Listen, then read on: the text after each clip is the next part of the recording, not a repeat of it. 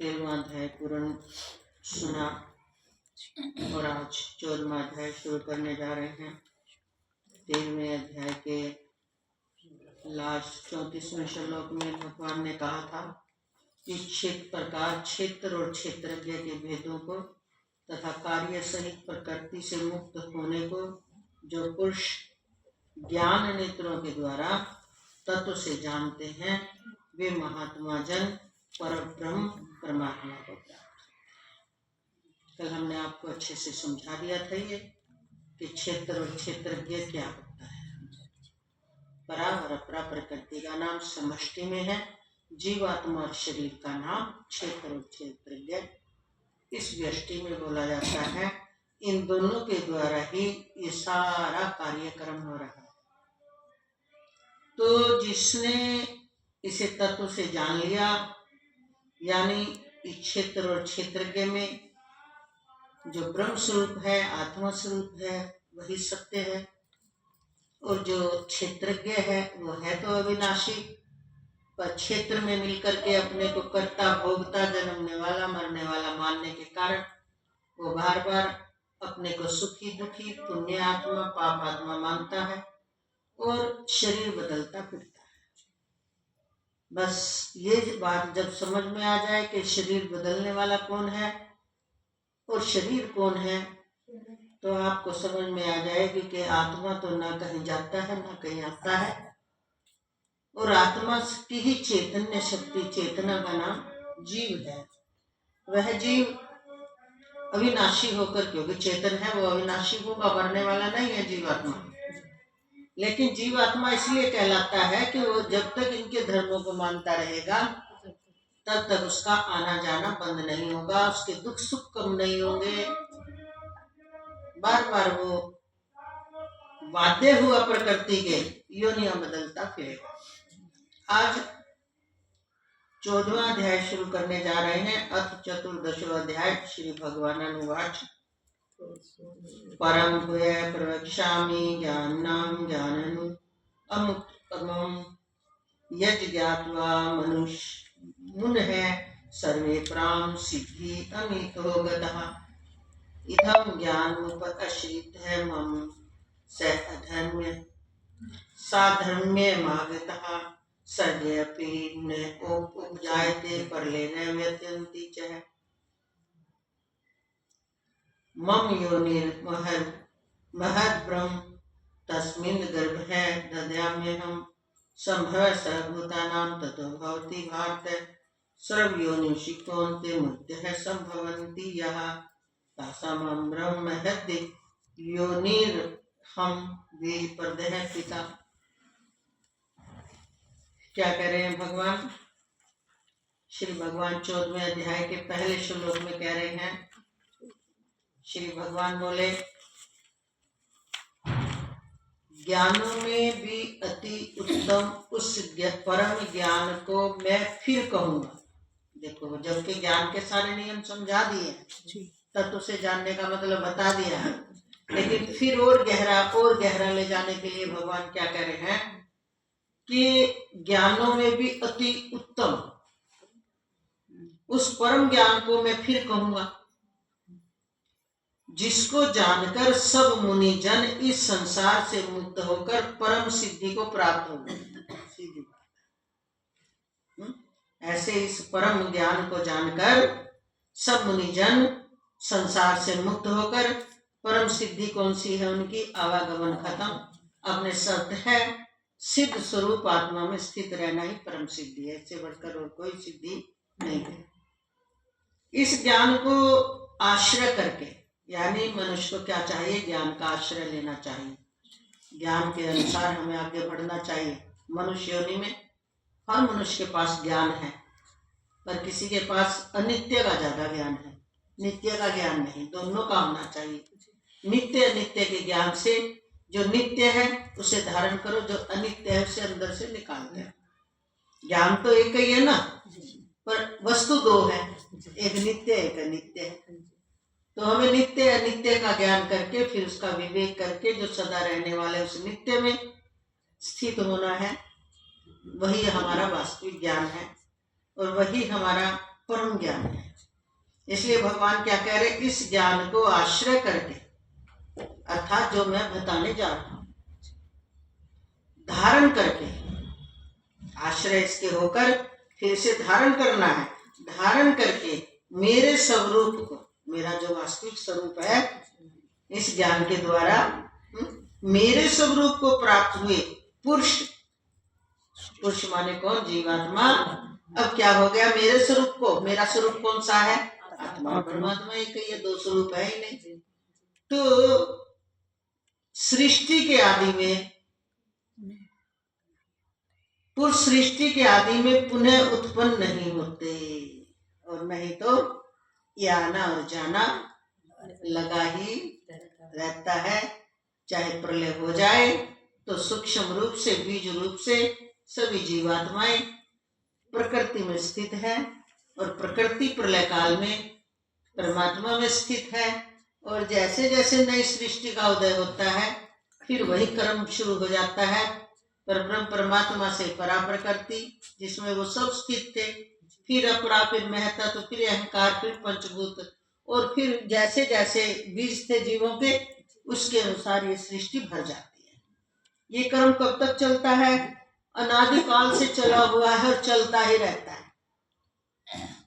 कब तक चलेगा, अगर मनुष्य योनि में आके यत्न नहीं किया तो ये कभी नहीं रुकेगा। और देखो क्या पता कब से चला आ रहा जीवात्मा, और उसको उसके आने जाने की कोई बोझ भी नजर नहीं आ रहा, भार नहीं नजर आ रहा उसे। अब मैं थक चुका हूँ, अब मैं दोबारा नहीं आना चाहता है। और जिस शरीर में जाता है, देखो एक आश्चर्य, उसी में अपने को बनाए रखने की भी कोशिश करता है, और उसी में अपने को नयापन फील करता है। नयापन कैसा, मेरा घर बार, मेरा परिवार, मेरे बच्चे हैं, मैं इन्हीं के लिए कर रहा हूँ, मैं इनके लिए मेरा बनता रहे, तो नयापन तो कर रहा है। अब और बच्चे कितने किए होंगे, उनका कोई बोझ नहीं, उनका कुछ भार नहीं मानता। इसी वर्तमान में जो बच्चे हैं, जो परिवार है, जो घर है, और जो शरीर है, जिस भी शरीर में जाएगा। अब सोचो कि मनुष्य शरीर में आया है, इसमें ज्यादा बंध जाता होगा, नहीं नहीं, कुत्ता बिल्ली भी मरना खा जाता है, उसको भी अपने छोटे छोटे बच्चे प्रिय हैं, उनके लिए यत्न है। मतलब जिसमें जाता है, ये इसका कितना बड़ा ज्ञान है, और कितनी बड़ी प्रकृति की कृपा है कि इसको दुख पाते हुए भी फिर भी उसी योनि यानी उस शरीर से ही बंधा रहता है। जैसी जैसी योनि में जाता है वैसा वैसा इसका ज्ञान उतना ही रहता है। इसलिए दूसरा और कोई ज्ञान ही नहीं होता कि मैंने इससे आगे भी कुछ करना है। लेकिन वो तो एक महाज्ञानी महापुरुष थे जो जड़ भरत आदि गलती करने के कारण फिर त्रियंच योनि में प्रवेश कर गए हैं। तो उस योनि में प्रवेश करने के बाद भी उनका ज्ञान लोप नहीं हुआ, इसलिए उनको उस हिरण के शरीर में मोह नहीं व्यापा। और जो उनके मनुष्य योनि के शरीर के संस्कार थे कि अब मैं किसी जीव को नहीं सताऊंगा, अब मैं कभी किसी से मिलूंगा नहीं, ये भूल नहीं करूंगा, देखो मैंने क्या भूल की है, सब उसके सामने है। समृद्धि जो कि तो प्रकट है उस योनि में, नहीं तो समृद्धि प्रकट नहीं रहती, बस उतनी ही रह जाती है। हिरण बना है तो हिरण के बच्चों में मिल के भाग रहा, खेल रहा है, वही सब कर रहा है, सब आवरण आ जाता है। पर इतने ज्ञान का पुंज था ना, तो वो एक भूल उस ज्ञान के पुंज को नहीं ढक पाई। शरीर तो दे दिया, शरीर तो हिरण का मिल गया, क्योंकि 2-3 दिन लगातार उसी की स्मृति और ऐसी दिमाग में बैठ गई, ना खाना ना पीना ना उठना, वृद्ध शरीर कृष्णकाय हो ही गए थे, तो उसी में प्राण निकल गए, सब चेतना लोप हो गई। और विषयों को लेकर एक ही विषय पर ऐसी ठहर गई। तो इससे ये सिद्ध होता है, अति जब हमारे को किसी भी चीज का अति मोह हो जाता है, इसीलिए जड़ भरत के बारे में क्या बोलते हैं कि जड़ भरत राजपाट के ठोकर मार के आ गए, चक्रवर्ती राजा बन गए थे, उसका भी मोह त्याग दिया। और इतने धर्मशील राजा थे कि उनको ये भी नहीं था कि मुझे राज अपने पुत्रों को ही देना है, जो योग्य होगा उसी को दे दूंगा। सब चीज के लात मार दी। पुलसत्य नदी के किनारे आके घास फूस की कुटिया बनाकर, जैसे वो हम देख रहे हैं, कोई कहते हैं ये इंजीनियर थे, कोई कहते हैं एमबीए थे, कोई कहते हैं, अब ऐसे जंगल में पड़े हैं। मतलब देखो, कारण कुछ भी रहा हो, लेकिन आज वो ऐसे जंगल में हैं कि उनके पास कोई भी सुविधा नहीं है, कुछ भी सुविधा नहीं है। तो ऐसे उनके साथ भी तो यही हुआ होगा जड़ भरत जी के साथ, पर्ण कुटिया बनाकर, घास फूस की कुटिया। अब ये घास फूस की कुटिया बनाते हैं ना, देखते हैं, अब तो मोबाइल है हम लोगों के पास, तो यूट्यूब के जरिए आपको दिख जाती है। नहीं तो सुनने में तो घास फूस की कुटिया नहीं लगा, हाँ बड़ी शांति से बैठे हुए।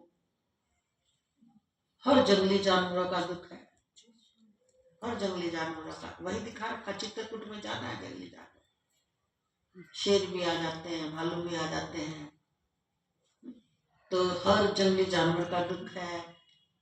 आग जलाने के लिए अब तो मीडिया आ गई है और ये ट्यूबर आ गए, यूट्यूबर, तो उनको कुछ सुविधा दी जा रही है, भोजन पहुंचा रहे हैं। तो आज से अगर 20 साल पहले की पहला ही श्लोक भगवान बोले, शुरू कर दिया क्या? ज्ञानों में भी अति उत्तम उस परम ज्ञान को मैं फिर कहूंगा, जिसको जानकर सब मुनिजन इस संसार से मुक्त होकर परम सिद्धि को प्राप्त हो गए हैं। ज्ञानों में सामान्य ज्ञान तो सबको ही है, अभी ये सारी ज्ञान की बात चल रही है, और उससे भी उत्तम परम ज्ञान जो जिसे जान करके मुनिजन संसार से मुक्त हो जाते हैं, इस ज्ञान को आश्रय करके अर्थात धारण करके मेरे स्वरूप को प्राप्त हुए पुरुष सृष्टि के आदि में पुनः उत्पन्न विषय हमने यहाँ छोड़ा। नहीं तो सृष्टि के आदि में चाहे कितने अनादिकाल से आप चले हुए हो, कोई परंपरा नहीं है कि कभी तो मुक्त होंगे। मुक्त आप तब होंगे जब आप चाहोगे, उससे बात चली थी।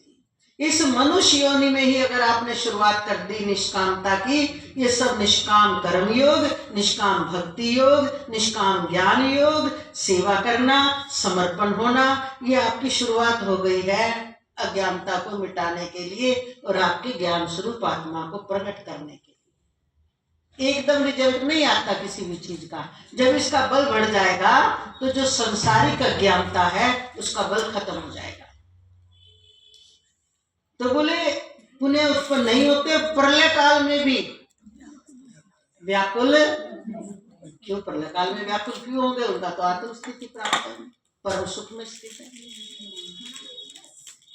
हे अर्जुन, मेरी महत ब्रह्म रूप मूल प्रकृति, महत्व, महत्व किसको बोलते हैं? महत्व हूँ वाली है, जिसको इस महत्व को ही ब्रह्मा जी बोलते हैं। इसी से प्रकृति प्रकट होती है। तो मेरी महत ब्रह्म रूप मूल प्रकृति संपूर्ण भूतों की योनि है। आगे ना, ब्रह्मा जी तो योनि है, सारे वहीं से तो सृष्टि बनती है, अर्थात गर्भाधान करने का स्थान है। और मैं उस योनि में चेतन समुदाय रूप गर्भ को स्थापन करता हूं। मैं उस योनि में चेतन समुदाय रूप गर्भ को स्थापन करता हूं। तो इसके बैक में जाएं तो भगवान क्या करते हैं? एको हम बहुशामी। तो वहां से क्या होता है? कमलनाल से ब्रह्मा जी प्रकट हो जाते हैं और उस ब्रह्मा जी में भगवान का जो कहा ना, ये सारे वेद भगवान के श्वास है। इसलिए जो वेद है वो पौरुषीय नहीं है, अपौरुषीय है। अपौरुषीय कैसे है कि किसी पुरुषार्थ के बाद ऋषियों ने उनको प्रकट किया, ये नहीं है। ऋषियों ने वो ही प्रकट किया है जो ब्रह्मा जी से उतर के आया है। और ब्रह्मा जी में जो ये वेद आए, ये भगवान के श्वास, श्वास का मतलब संकल्प किया और छोड़ते रहे। जो जो उनके सामने आया संसार की रचना के काल में, वो सारा का सारा ब्रह्मा जी के मस्तिष्क में उड़ेल दिया। इसीलिए ब्रह्मा जी के 4 मुख बने और 4 मुख ही ब्रह्मा जी के 4 वेद हैं। अथर्ववेद, यजुर्वेद, सामवेद और ऋग्वेद। तो ये 4 मुख है और इन्हीं में से सारा ज्ञान सृष्टि में फैलता है। तो इसलिए भगवान इसको क्या बोल रहे हैं कि मैं उस योनि में चेतन समुदाय रूप गर्भ को स्थापन करता हूं, यानी ये सृष्टि के सारा का सारा अपना वेद के रूप में डाल दिया। वहां ब्रह्मा जी ने सृष्टि को फैला दिया। फिर सप्तऋषियों के माध्यम से और सनक सनंदन आदि के माध्यम से ये सारा का सारा ज्ञान फैलता चला गया। और ज्ञान फैलते फैलते फिर जब जीवों की ज्यादा जरूरत पड़ी कि ये तो ज्ञान तो फैल रहा है पर ज्ञान तो शुद्ध है, तो जो भी प्रकट करे सबको उसी जन्म में बोध हो जाए। तो दक्ष प्रजापति को उन्होंने प्रकट किया और सप्तऋषियों की एक कन्या मनु की कन्या के साथ विवाह किया। तो वहां पे विवाह करके मैथुन सृष्टि का नियम शुरू करा। और मैथुन सृष्टि के नियम से बोले कि अब बढ़ाओ सृष्टि। अब सृष्टि बढ़ाई तो वो पुत्र पैदा हो किए, तो पुत्रों को नारद जी सिखा दें, मतलब क्या दे दे, ज्ञान दे दे। तो वह जन्म है वो जाके तपस्या करके मुक्त हो जाए। अब फिर आए ब्रह्मा जी के पास कि सृष्टि तो बढ़ नहीं रही, तो बोले आप पुत्रियों को पैदा करो। तब दक्ष प्रजापति ने 60 पुत्रियों को सबसे पहले पैदा किया। तो उन 60 पुत्रियों को 28 चंद्रमा को दे दी, 9 कर्दम ऋषि को दे दी, कश्यप ऋषि को दे दी। तो इस प्रकार से सारी पुत्रियों का विवाह करके फिर उन्होंने फिर तपस्या की, ये तो पुत्रियां हैं और पुत्रियों का जन्म देना। फिर वो आदिशक्ति सती के रूप में हुई। जब वो सती के रूप में हुई तो जबकि ब्रह्मा जी ने बोल दिया था, वरदान दे दिया था कि ये पुत्री तुम्हारी आदिशक्ति है, जो भगवान शिव ने हमें दी थी आदिशक्ति, अब समय आ गया है तुम्हारे माध्यम से ये भगवान शिव के पास ही चली जाएंगे। इनका विवाह का मतलब क्या होता है, दागनी, अपनी शक्ति उन्हीं को दे देना। जब तो हाँ कर ली, बाद में कथा यही हो जाएगी, वो नहीं सुना रहे इस समय। कहने का मतलब ऐसे सृष्टि बढ़ती है, उसी की बात भगवान कर रहे हैं। मैं उस योनि में चेतन समुदाय रूप गर्भ को स्थापन करता हूँ। उस जड़ चेतन के संयोग से सब भूतों की उत्पत्ति होती है। जड़ चेतन के बिना ये आकार प्रकार, ये सृष्टि समुदाय दिख ही नहीं सकता। हे अर्जुन, नाना प्रकार की सब योनियों में जितनी मूर्तियां अर्थात शिवधारी शरीरधारी प्राणी उत्पन्न होते हैं, जितनी मूर्तियां नाना प्रकार की योनियों में, ध्यान देना ये सिर्फ मनुष्यों के लिए नहीं है। तो जितनी मूर्तियां अर्थात शरीरधारी प्राणी उत्पन्न होते हैं, प्रकृति तो उन सब की गर्भ धारण करने वाली माता है और मैं बीज को स्थापन करने वाला पिता हूँ। यानी देखो ध्यान दो, यहाँ पिता जो भगवान कह रहे हैं ये चेतन का संकेत है और प्रकृति यहाँ जड़ की अपरा प्रकृति का संकेत है। इसके अर्थ गलत निकालने वाले गलत निकाल लेते हैं। ऐसे परमात्मा सबसे पहले अपनी परा प्रकृति को, फिर अपरा को, और अपरा प्रकृति जड़ हो गई, वो पहले पीछे कह चुके हैं, और परा प्रकृति जीव रूपा चेतन हो गई। इन दोनों के संयोग से, जिन्हें क्षेत्र और क्षेत्र के 13वें अध्याय में कल आपको सुनाया था, तो इस प्रकार ये सृष्टि बढ़ती है। और आज आपको हमने 14वें अध्याय का 4था श्लोक सुनाया, बाकी हम कल सुनाएंगे। और वाणी को यही विराम देते हुए बोल वृंदावन।